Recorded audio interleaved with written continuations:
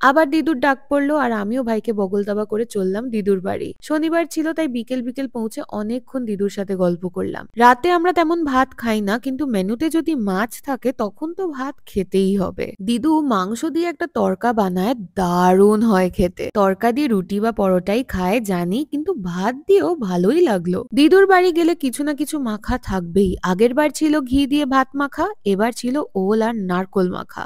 ওল বাড়িতে আসা মানে দিদু ওল দিয়ে চিংড়ি রান্না করবেই, আর আমরা যেদিন যাব সেদিন সবজিতে একটু বেশি করে চিংড়ি পড়বেই। দিদু ঠাকুমাদের ভালোবাসাটাই এরম, তারা ভালো ভালো জিনিস রেঁধে খাওয়ানোর মাধ্যমেই ভালোবাসা প্রকাশ করে থাকে। এরপর ছিল ভেটকি মাছের কাঁটার চচ্চড়ি। এটাই দিদু এত ঝাল দেয় যে চোখ নাক থেকে জল পড়বে, কিন্তু এতটাই ভালো খেতে হবে যে খাওয়াও বন্ধ করা যাবে না। ঝালে একেবারে কুপোকাত আমি এগোলাম মাছের দিকে। দিদু এই দিন বানিয়েছিল আমার খুব প্রিয় একটা মাছ, একেবারে তেলে ভরা পাঙাশ। জানি না কার কেমন লাগে এই মাছটা, কিন্তু আমার তো দুর্দান্ত লাগে। নিজের ভিডিও দেখে নিজেই হ্যাংলামি করছি, আবার খেতে ইচ্ছা করছে। পাঙাশ মাছ দিয়ে খাওয়ার পর পেট ফুলে ঢোল হলেও দিদুর বানানো চিতল মাছের মুঠে তো আর মিস করা যাবে না। অসাধারণ হয় এটা। দিদুর রান্না করা এই মুঠের রেসিপিটা চ্যানেলে আপলোড করা আছে, লিঙ্কটা আমি এই ভিডিওতেই আমার নামের নিচে দিয়ে দিচ্ছি আর কমেন্ট সেকশনেও পিন করে দিচ্ছি। খাওয়া দাওয়ার শেষে দিদু বলল দিদুর মিষ্টি দই খেতে ইচ্ছা করছে, তাই আনালাম বাঞ্ছারাম থেকে মিষ্টি দই। অনেকদিন পর খুব ভালো কাটলো শনিবারের বিকেলটা।